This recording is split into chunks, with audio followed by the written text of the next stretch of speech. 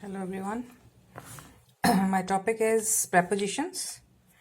The definition is a preposition is a word which shows the relation of one noun to another or the relation of a verb with a noun. All of you know that noun क्या ਕੀ ਹੁੰਦਾ ਹੈ?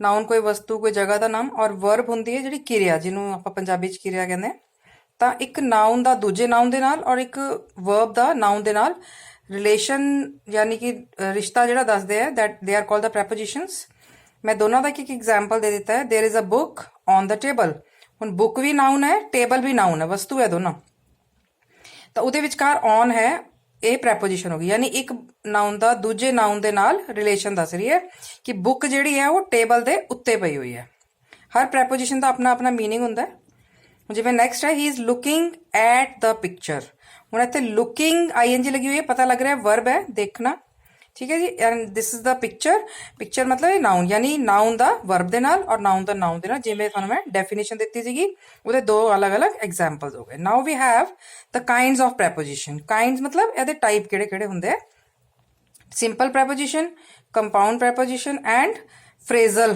Preposition first of all simple preposition these are mostly single syllables मतलब कि एक word ਹੁੰਦਾ ਸਿਰਫ ਜਿਵੇਂ in at on for with ਇਹ ਸਾਰੇ ਅੱਗੇ ਥੋੜਾ ਡਿਟੇਲ ਵਿੱਚ ਆਣਗੇ right the second is compound preposition these are formed by mostly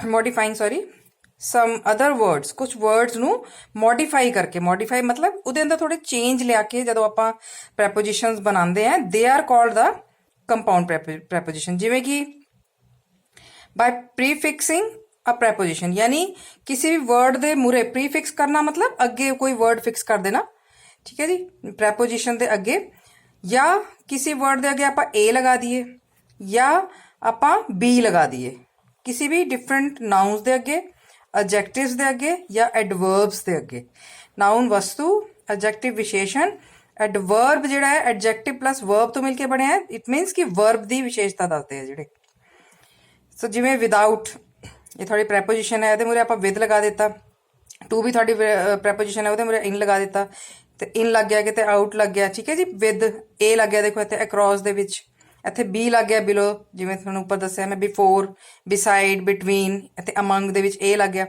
सो मतलब कंपाउंड प्रैपोजिशन मतलब जदों आपां मॉडिफाई कर दिंदे किसी भी वर्ड नूं they are called the compound preposition now we have the phrasal preposition हुण तुहानूं ग्रामर दे विच फ्रेज दा मीनिंग पता होना चाहिए की हुंदा है phrase means group of words दो या तीन शब्दां तो मिलके जिहड़ा भी वर्ड बनदा है उसनूं आपां ग्रामर दे विच फ्रेज कहंदे हैं और फ्रेजल प्रैपोजिशन मतलब कि उहदे विच तुहानूं जिहड़ा है प्रैपोजिशन जरूर मिलेगी लेकिन वो फ्रेजल दी फॉर्म विच होएगी यानी 2 वर्ड्स या 3 वर्ड दी फॉर्म विच होएगी लेकिन उहदा it convey the single idea मतलब ਉਹਦਾ ਇੱਕੋ मीनिंग ਹੋਏਗਾ ਜਿਵੇਂ ਅਕੋਰਡਿੰਗ ਟੂ ਆਪਾਂ ਕਹਿੰਦੇ ਆ ਅਨੁਸਾਰ ਵੀ ਉਸਦੇ ਅਨੁਸਾਰ according to him in front of ਠੀਕ ਹੈ ਜੀ ਸਾਹਮਣੇ ਇੰਸਟੈਡ ਆਫ ਬਜਾਏ ਮੈਂ ਹਿੰਦੀ ਚ ਉੱਪਰ ਲਿਖ ਦਿੱਤਾ ਹੈ due to because of so these are called the phrasal prepositions now the first type of like ਆਪਾਂ ਜਿਹੜੀਆਂ ਸਿੰਪਲ ਪ੍ਰੈਪੋਜੀਸ਼ਨਸ ਹੈ ਇਹ ਇੱਕੋ ਟਾਈਪ ਤੇ ਯੂਜ਼ ਨਹੀਂ ਹੁੰਦੀਆਂ ਡਿਫਰੈਂਟ ਸਿਚੁਏਸ਼ਨਸ ਦੇ ਵਿੱਚ ਡਿਫਰੈਂਟ ਟਾਈਪਸ ਤੋਂ ਯੂਜ਼ ਹੁੰਦੀਆਂ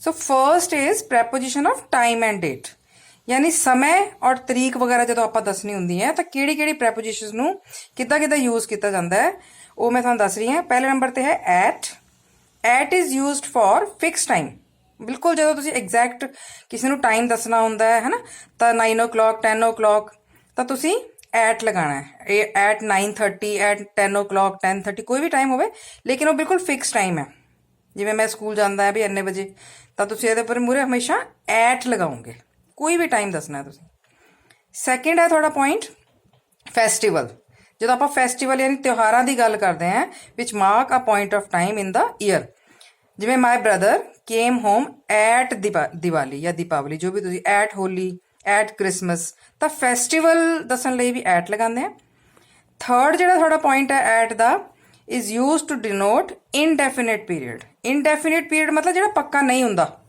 ਜਿਵੇਂ the accident happened at noon ਹੁਣ ਦੁਪਹਿਰ ਨੂੰ ਤੁਸੀਂ ਕਹਿ ਰਹੇ ਵੀ ਹਾਂ ਐਕਸੀਡੈਂਟ ਹੋਇਆ ਬਟ ਇਟਸ ਨਾਟ ਫਿਕਸਡ ਕਿ ਕਿਹੜਾ ਟਾਈਮ ਹੈ ਨੂਨ ਕਿੰਨੇ ਵਜੇ ਵੀ ਹੋ ਸਕਦਾ ਹੈ, ਨੂਨ ਮਤਲਬ ਦੁਪਹਿਰ ਨੂੰ ਕਹਿੰਦੇ ਆ, ਰਾਈਟ। ਸੋ ਐਟ ਦੀ ਹੋ ਗਏ ਯੂਜ਼ਸ ਤੁਹਾਡੇ ਟਾਈਮ ਐਂਡ ਡੇਟ ਦੱਸਣ ਲਈ।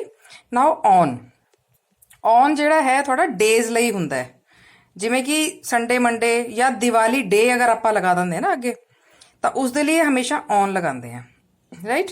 ਜਿਵੇਂ ਔਨ ਮੰਡੇ, ਔਨ ਦੀਵਾਲੀ ਡੇ। ਅਗਰ ਆਪਾਂ ਡੇਟ ਦੱਸਣੀ ਹੈ ਕਿਸੇ ਨੂੰ, ਕੋਈ ਵੀ, ਤੁਸੀਂ ਆਪਣਾ ਬਰਥਡੇ ਵੀ ਅਗਰ ਦੱਸਣਾ ਹੈ, ਮਾਈ ਬਰਥਡੇ ਫॉल्स ਔਨ, ਠੀਕ ਹੈ ਜੀ, ਅੱਗੇ ਡੇਟ। ਜਿਵੇਂ ਮੈਂ ਐਗਜ਼ਾਮਪਲ ਦਿੱਤਾ ਹੈ, there was a holiday on 15th of August, भी छुट्टी होंगी है उस दिन, है ना। तो कोई भी डेट तुसी दसनी है, I passed my exam on, कोई भी डेट दसनी है 5th ऑफ मार्च, है ना। तो इस तरह थोड़ा ये डेट के लिए ऑन हो गया। थर्ड जी प्रैपोजिशन यूज होंगी है, that is your in. In is use to show period of time. Period of time का मतलब होंगे समय अंतराल, जिमें 2 घंटे, 2 दिन, 2 साल। जिमें I can complete the work in 2 hours, ठीक है जी। मैं 2 घंटे विच, वैसे भी इन द मीनिंग विच हुंदा है, तो उस तरह भी तुसीं याद रख सकते हैं। अदरवाइज टाइम एंड डेट की आपां गल कर रहे हैं भी 2 घंटे विच खत्म करना है, तो पीरियड ऑफ टाइम के लिए आपां इन दी वरतों करांगे। नाउ अगला जिहड़ा यूज है इन दा, वो है तुहाडा to express seasons, year, part of the day and month. Season मतलब मौसम, ठीक है जी। ईयर जिमें साल 2020 चल रहा है, जिमें हुण है ना 2020-21। पार्ट ऑफ द डे मतलब morning, afternoon, evening. Month you know, जिमें I have given example one by one, बिल्कुल उसी सीक्वेंस दे विच। There are vacations in summer या there are vacations in winter. ये सीजन की गल हो गई। तुसीं कोई भी सीजन की गल करनी है, किसी भी सेंटेंस दे विच हमेशा इन लगाना है। The Olympics will be held, हुण ईयर की गल हो रही है भी 2021 विच होणगे, राइट। तो ईयर आ गया। Next part of the day मतलब morning, evening. I go for a walk in the morning या I go for a walk in the evening, whatever. Next is we will have final exams in March. हुण month की गल हो रही है, कोई भी मंथ तुसीं लिखना है, इन लगाना है। एक मैं नोट थोड़ा इत्थे बड़ा क्लीयर लिखिया है कि कई बच्चे today, tomorrow, next day, last day, वो मुरे आप इन लगा देंगे। You will never use anything before today और टुमोरो और लास्ट डे और लास्ट नैक्सट डे, इदा ही वरतों की जाती है। कोई ये थोड़ी प्रैपोजिशन यूज नहीं होती। Now the next fourth is by. By is use when the work will be done और was to be done, right? I'll make a correction here, work, right? So ये कदों यूज किया जाता है, जो आप कहना होंगे कि वर्क जिहड़ा है विल बी डन होएगा और वॉज टू बी होना सीगा, यानी जिन्होंने तुसीं डेडलाइन कह देंगे। आप सानूं कह देंगे ना कि बच्चे ये काम तुसीं मंडे तक खत्म करना है, तो that is called the deadline. तो उहदे लई आपां बाय दी वरतों करनी है। जिवें I can complete this work by evening, कि मैं ये काम शाम तक खत्म कर सकदा हाँ। कहन लग्या है कि and he will reach home by 6 PM, भी वो शाम नू मतलब 6 PM का ऑबवियस कि इवनिंग है, 6 बजे तक घर पुज जाएगा। तो मैंने थोड़ा जा एक्सप्लेन कर दिता है कि this express that he may reach home before 6 PM, कि वो 6 बजे तो पहला भी आ सकता है अगर आना हो, तो 6 बजे तो लेट वो नहीं होएगा, यानी 6 बजे तक आ जाएगा। ऐदा ही आप कोई भी काम थानू दिंदे आप कह देंगे you have to complete this by Monday, है ना। तो मंडे मतलब Monday, not later than that. Next जिहड़ा है फिफ्थ वाला वो है for. For is use to express a period of time. Period of time कहते समय अंतराल नूं, जिवें मैं तुहानूं पिछे दस्सिया सीगा। तो उहदे लई हमेशा फॉर की वरतों की जाती है। थोड़ा टेंस है, present perfect continuous tense. I have been teaching for 20 years, कि मैं जिहड़ी है 20 साल तो पढ़ा रही हैं, तो उहदे लई फॉर की वरतों करनी है। सिंस और फॉर दोनों थोड़े perfect continuous tense which use होंगे हैं। Is use to express point of time from which on an action has been continuing, यानी ये जिहड़ा थोड़ा सेंस है उस पॉइंट नू एक्सप्रैस करता है, बिल्कुल फिक्स टाइम नू एक्सप्रैस करता है जदों तो उस तो बाद जिहड़ा काम जिहड़ा है उत्थे तो होना शुरू होया। जिवें it has been raining since morning, कि अज सवेर तो बारिश हो रही है और हुण भी हो रही है, तो स्टार्ट कदों हुई है मॉर्निंग विच। तो जिहड़ा पॉइंट ऑफ टाइम तुसीं मैंशन करना है जिथे तो काम स्टार्ट होया है उसनूं आपां सिंस दे नाल वरतों करनी, क्योंकि मॉर्निंग है फिक्स है, 5 o'clock कहना है तुसीं, 3 PM कहना है, कोई फिक्स टाइम देना तुसीं इत्थे, तो तुसीं हमेशा सिंस की वरतों करनी है। जदों आपां टाइम पीरियड देना है तो उस दे लई आपां फॉर की वरतों करनी है। Next is during. During is use to express an event that took place within a specified period of time during ਜਿਹੜਾ ਹੁੰਦਾ ਹੈ ਉਹ ਉਸ ਇਵੈਂਟ ਨੂੰ ਦੱਸਦਾ ਹੈ ਜਿਹੜਾ ਕਿ ਕਿਸੇ ਇੱਕ ਸਪੈਸੀਫਾਈਡ ਪੀਰੀਅਡ ਆਫ ਟਾਈਮ, ਇੱਕ ਸਮੇਂ ਟਾਈਮ ਦੇ ਅੰਦਰ ਅੰਦਰ ਹੋਇਆ ਹੈ। ਡਿਊਰਿੰਗ ਦਾ ਮੀਨਿੰਗ ਵੈਸੇ ਦੌਰਾਨ ਹੁੰਦਾ ਹੈ।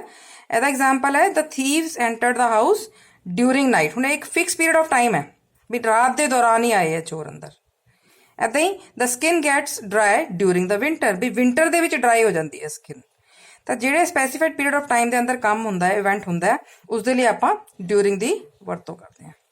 ਫਰੋਮ ਐਂਡ ਟੂ, ਤੁਹਾਨੂੰ ਪਤਾ ਹੀ ਹੈ ਜਨਰਲੀ ਫਰੋਮ ਜਿਹੜਾ ਹੈ is use to denote the starting point. ਹਮੇਸ਼ਾ ਜਦੋਂ ਤੋਂ ਆਪਾਂ ਕੰਮ ਸ਼ੁਰੂ ਕਰਦੇ ਹਾਂ ਜਿੱਥੇ ਤੋਂ ਕੋਈ ਵੀ ਐਕਸ਼ਨ ਦਾ, ਉਸ ਦੇ ਲਈ ਮੂਹਰੇ ਫਰੋਮ ਲਗਾਉਂਦੇ ਹਾਂ। ਐਂਡ ਇਜ਼ ਮੋਸਟਲੀ ਹਮੇਸ਼ਾ ਤੁਸੀਂ ਦੇਖਿਆ ਹੋਣਾ ਟੂ ਦੇ ਨਾਲ ਜੁੜਿਆ ਹੋਇਆ ਹੁੰਦਾ ਹੈ, ਜਾਂ ਇਸ ਨੂੰ ਟਿਲ ਵੀ ਕਹਿ ਸਕਦੇ ਹਾਂ। ਟਿਲ ਦਾ ਮੀਨਿੰਗ ਹੁੰਦਾ ਹੈ ਤੱਕ। ਜਿਵੇਂ the match will be played from 9 AM to 4:30 PM, ਕਿ ਮੈਚ ਜਿਹੜਾ ਹੈ 9 ਵਜੇ ਤੋਂ ਸਟਾਰਟ ਹੋਏਗਾ ਔਰ 4:30 ਤੱਕ ਚੱਲੇਗਾ। ਯਾਨੀ ਫਰੋਮ ਹੋ ਗਿਆ ਤੋਂ, ਔਰ ਟੂ ਨੂੰ ਹੁੰਦਾ ਵੀ ਉੱਥੇ ਤੱਕ ਚੱਲੇਗਾ, ਯਾਨੀ ਐਂਡਿੰਗ ਪੁਆਇੰਟ ਹੈ ਔਰ ਇਹ ਤੁਹਾਡਾ ਸਟਾਰਟਿੰਗ ਪੁਆਇੰਟ ਹੈ 9। ਤਾਂ 9 ਜਿਹੜਾ 9 ਤੇ ਪਹਿਲਾਂ ਫਰੋਮ ਇਸ ਲਈ ਲਗਾਇਆ ਹੈ ਕਿ ਫਰੋਮ ਸਟਾਰਟਿੰਗ ਪੁਆਇੰਟ ਨੂੰ ਸ਼ੋ ਕਰਦਾ ਐਕਸ਼ਨ ਦੇ, ਔਰ ਟੂ ਦੇ ਨਾਲ ਇਹਦੀ ਵਰਤੋਂ ਕੀਤੀ ਜਾਂਦੀ ਜਿੱਥੇ ਉਹ ਐਂਡ ਹੋਣਾ ਹੈ। He was the captain of the team from 2006 till 2011, ਕਿ ਇਹ ਸਟਾਰਟਿੰਗ ਪੁਆਇੰਟ ਹੈ, ਯਾਨੀ ਉਹ ਕੈਪਟਨ ਕਦੋਂ ਤੱਕ ਰਿਹਾ ਹੈ 2006 ਤੋਂ ਲੈ ਕੇ 2011 ਤੱਕ। ਟਿਲ ਦਾ ਮੀਨਿੰਗ ਤੱਕ।